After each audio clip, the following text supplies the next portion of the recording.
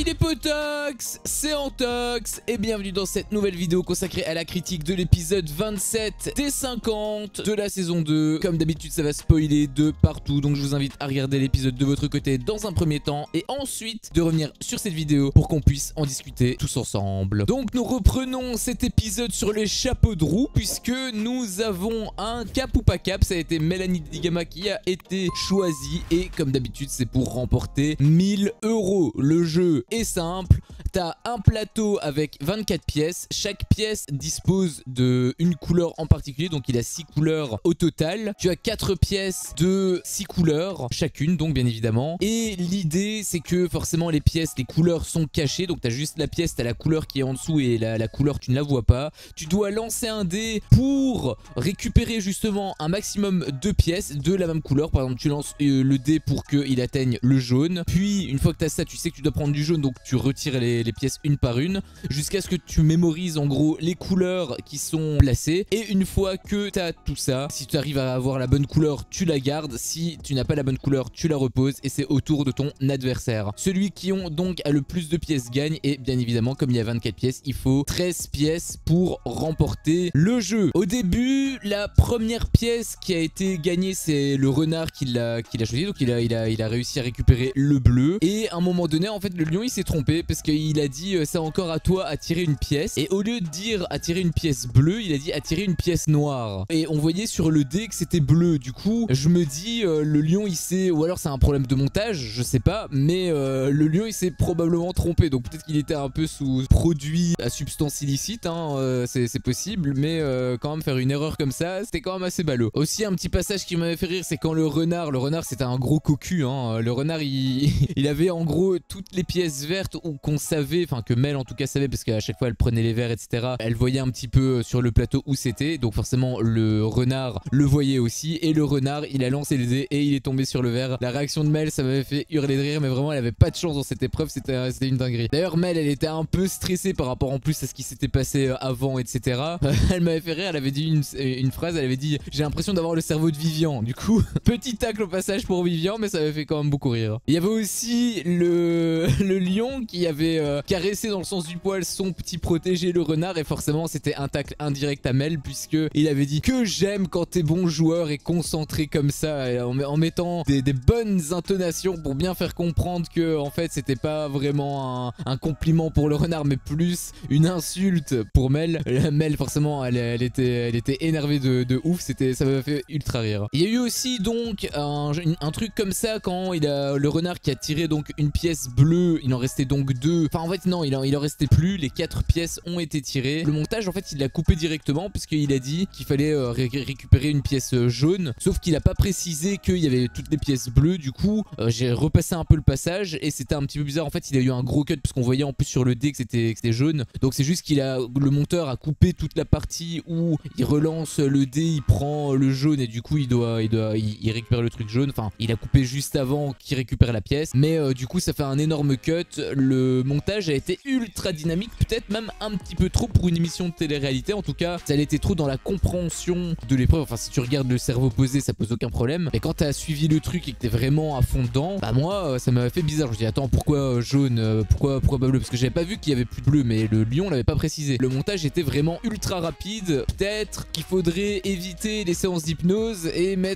laisser un petit peu plus longuement les séances intéressantes, c'est-à-dire les cap ou pas cap, les coups de folie et les épreuves. Après c'est une idée que je lance comme ça. Et au final c'est Mélanie qui a perdu, et ouais elle a pas gagné le truc, donc forcément le renard content qu'il est il danse, et ça me faisait rire parce que bien évidemment ça faisait rager de ouf Mélanie. Quand elle est revenue dans le château, donc non seulement elle a pas gagné 1000 €, mais en plus elle a perdu 1000 €, donc la cagnotte a descendu de 1000 €. Et quand elle est revenue dans le château forcément elle était ultra gênée et tout, elle était mal à l'aise. Maïsen elle avait dit en interview je pense que le renard fait exprès de faire des choix de personnes pas fut-fut. Et bien c'est là où on est en désaccord elle et moi. J'aime beaucoup Maïsen, vous connaissez la chanson, c'est mon vote de cœur. Je l'ai pas mis sur mon téléphone parce que j'ai pas envie de lui porter l'œil, mais c'est pour elle à 100%, enfin je suis derrière elle à 100%, je l'aime de tout mon cœur. Mais pour le coup je ne suis absolument pas d'accord avec cette phrase puisque Mélanie je pense que au contraire elle est plutôt intelligente, et c'est même pas question d'intelligence ou autre, c'est plutôt question de chance, parce que en réalité ok t'avais de la mémorisation à faire quand même un minimum, certes elle était peut-être pas à 100% 100% concentré. Mais on va pas se mentir, le renard était quand même sacrément chanceux parce que le mec qui te lâche des coups de couleur où t'as forcément la couleur qui a été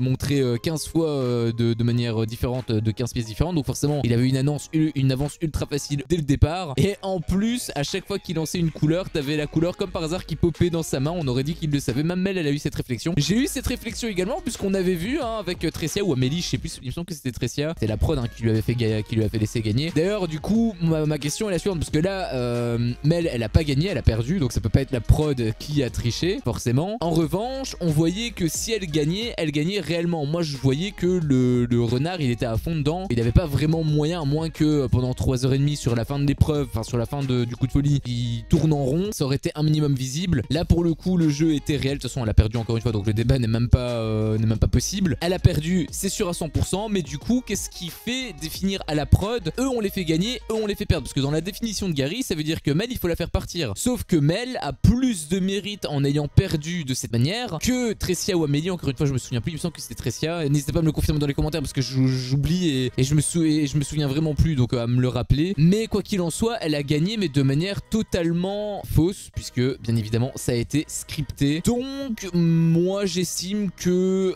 Mel, elle a bien joué. Moi je préfère justement voir des trucs comme ça d'un point de vue spectateur. Je préfère voir des trucs comme ça qui sont réels plutôt que du pipeau. Alors même si bien évidemment on est dans les télé-réalités, donc forcément tout n'est pas réel bien sûr, mais dans le jeu ce qui est un minimum intéressant, si en plus tu le scriptes, bah du coup l'émission n'a plus aucun intérêt. Donc pour le coup moi voilà, je préfère vraiment ce format là. Voilà, elle a perdu, tant pis, la cagnotte elle a baissé, celui qui va gagner les 15 000 balles, bah il aura 1000 balles en moins. Est-ce que c'est grave? Non. Au moins l'idée déjà de base quand tu regardes l'émission, au-delà de gagner la cagnotte, c'est de jouer parce que tu kiffes l'émission. Et forcément quand c'est réel, on kiffe d'autant plus. Donc maintenant on passe à la deuxième partie de l'épisode. Là il y a un peu de stratégie qui est mis, un peu d'embrouille également. Enfin il se passe des putains de trucs. Je suis désolé de mon langage encore une fois, mais attendre la moitié de l'émission pour qu'il se passe des trucs, c'est tellement horrible parce que dès le départ dans la saison 1 ça partait directement en cacahuète. Là il a fallu attendre super longtemps pour qu'il se passe des trucs quand même Donc deuxième partie d'épisode, tu as Naka qui prend à part Flo et qui met donc en garde Flo par rapport à Enzo, Colette et Nico alors que il lui avait donné le joker contre lui. Bon il l'a sauvé par la suite, mais ça reste quand même un petit peu bizarre. Au début on pourrait s'attendre à ce que ce soit bienveillant de sa part, sauf que bien évidemment que non. Flo il le sait aussi, c'était uniquement pour soutirer des informations. Petit moment déjà, également drôle, c'est que Julien il voit Naka partir au loin avec Flo, du coup il se dit oula bon c'est son fraté, donc il l'aurait jamais mis à l'envers, mais il avait quand même des doutes, c'est quand même un peu bizarre qu'il le prenne à part. Du coup il le suit, il l'espionne, et ce qui était drôle c'est qu'on voyait en fait également Manon qui espionnait Julien, Vivian et je sais plus c'est qui le troisième joueur, qui eux-mêmes espionnaient Naka et Flo. Du coup c'était hilarant, la situation elle était vraiment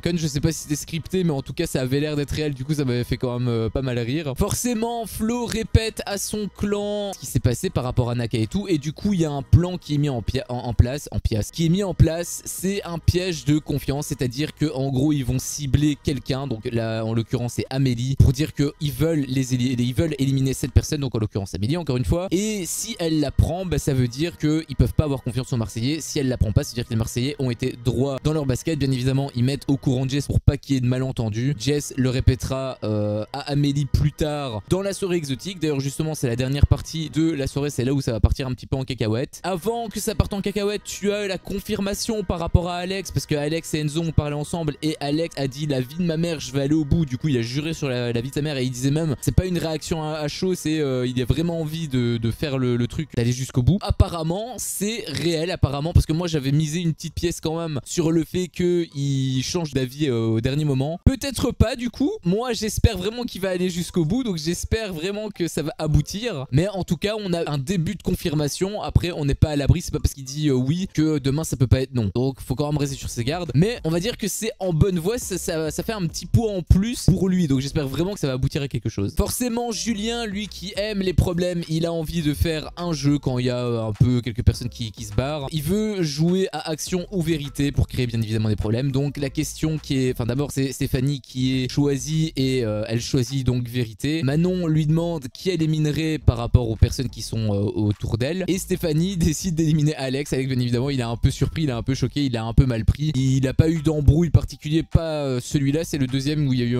un peu plus d'embrouille. Mais quand même ça va rester dans la tête d'Alex. Donc il va falloir que Stéphanie quand même se méfie un petit peu. Et c'est là où les problèmes ont commencé. Tu as la deuxième, c'était Julie qui a été choisie et elle a aussi choisi vérité. Manon a demandé qui tu éliminerais ici. Julie elle a dit donc qu'elle voudrait faire péter le clan des Marseillais et l'idéal ce serait de séparer un couple et du coup forcément il n'y a que deux couples en fait, Héloïse Naka ou Julien Manon. Manon elle demande oui mais du coup qui concrètement, et Julie elle dit en face Manon. C'était énorme. En plus elle avait dit un truc pour faire péter le clan des Marseillais. Elle a dit petite balayette en mettant en faisant un petit coup de pied comme ça dans le vent. Bref, de manière un peu rigolote hein, parce que c'est Julie, elle est pas du tout prétentieuse ou autre, ce qui est très bizarre d'ailleurs hein, parce qu'elle est super jolie, du coup tu pourrais te dire elle est hautaine mais apparemment pas du tout. Elle a l'air d'être ultra gentille, c'est un truc de malade. Et mais le truc c'est qu'elle lâche quand même des petites bombes comme ça, comme avec Vivian. Je sais pas si tu te rappelles quand elle disait on se serre la main check frérot, alors que le mec il était en train de la courtiser. Du coup elle lâche des petites phrases comme ça mais ça vient du cœur, mais du coup comment elle le lâche, c'est ultra drôle. Et là pour le coup c'était hilarant, d'ailleurs tout le monde était mort de rire. Sauf que ça s'est un peu répété par la suite parce que du coup voilà Jess et je sais plus c'est qui, Steph et Gary ont répété ça à Enzo, Colette, enfin bref à un peu tout le château. Du coup ils en ont rigolé parce que voilà c'était très drôle comment elle l'avait dit. Et Manon elle a entendu ça mais le problème c'est que ça a été rapporté, du coup ça a été un petit peu déformé, elle avait pas eu le contexte et bien évidemment elle est montée sur ses grands chevaux. Il y a eu confrontation avec Julie, ça a un petit peu pété. D'ailleurs Julie elle a été très mature puisqu'elle est pas montée elle sur ses grands chevaux, elle a préféré laisser Manon s'exprimer assez violemment on va dire, mais en restant un minimum calme. À un moment donné Alex demande à Julien de venir et Julien débarque mais il est complètement à côté de la plaque, il n'est pas là pour elle, donc c'est pour ça qu'il y a eu aussi une autre embrouille entre Manon et Julien. En gros Julien il était un peu contre Manon quelque part et forcément Manon bah ça l'a pas plu. Manon a pleuré, on l'avait entendu dans la salle de bain, ça m'avait un peu fait de la peine au cœur, je vais pas te mentir. Elle est partie dormir ailleurs hein, on l'a revu d'ailleurs pleurer, elle était vraiment mal, donc ça me faisait beaucoup de peine par rapport à elle. En gros Julien la comprend pas et elle était même en train de dire que elle avait sauvé son mariage il y a quelques mois et elle était un peu en train de se remettre en question par rapport enfin elle était en train de remettre en question sa relation tout simplement avec Julien. Je savais pas qu'ils avaient des problèmes comme ça, est-ce que c'est scripté, est-ce que c'est de l'acting, je n'en sais strictement rien, mais quoi qu'il en soit moi Julien et Manon je les aime énormément et bah, les voir comme ça moi ça me fait vraiment de la peine, donc j'espère quand même que ça va s'arranger. Quoi qu'il en soit à la fin d'épisode elle a été riche en émotions, autant d'un point de vue embrouille que d'un point de vue peine sur la fin. J'espère que ça va se décanter mais du coup j'ai hâte d'être à la suite, déjà pour savoir comment ça va se terminer et ensuite pour savoir quelle est la prochaine épreuve parce que demain il y aura probablement une épreuve. Voici donc mon avis sur cet épisode, des choses intéressantes encore, ça se poursuit, c'est très bien comme ça, j'aime quand ça se passe ainsi. Il faut vraiment que la prod continue sur ce chemin là et surtout qu'ils arrêtent de scripter ne serait-ce que les compétitions, les passages compétitifs. Bon malheureusement pour Belle elle a perdu hein, puisque ça n'a pas été scripté, mais au moins voilà on a vu du réel, on a vu du concret et c'est pas plus mal. Je suis déçu pour Mel bien évidemment, mais au moins on a du réel et ça c'est bien. Donc voilà, c'est la fin de cette vidéo. Si cette vidéo t'a plu, fais-le moi savoir en me laissant un énorme pouce bleu. À chaque fois que je vois ça, je vois que mon contenu plaît et donc moi ça me motive à continuer. Si t'es pas encore un potox, qu'est-ce que tu attends pour me défoncer ce gros bouton rouge? N'hésite pas non plus à activer la cloche pour ne rien louper et je te dis à la prochaine pour une prochaine vidéo. Ciao.